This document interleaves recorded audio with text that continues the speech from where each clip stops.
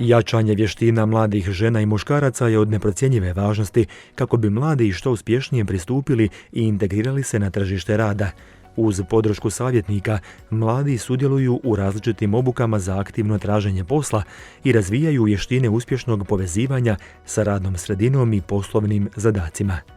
Na današnjoj radionici komunikacija i prezentacija koja je okupila veći broj, odnosno 22 mladih ljudi koji će poslije ove radionice izići obogaćeni za nova komunikacijska iskustva, vještine i znanja, ali i onaj praktični dio koji će u njima dati potrebna znanja o samoj prezentaciji sebe pred poslodavcom, ali i javnog nastupa pred medijima, pred kamerama, otkloniti onaj uobičajeni strah od kamere.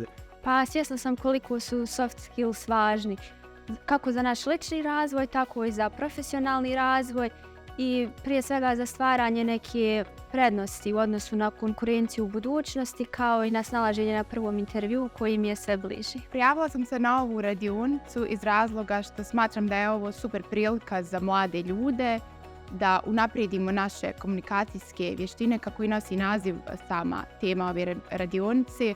Mislim da je to za nas mlade ljude jako bitno za pronalaženje sutra nekog posla, zapošljavanja, općenito.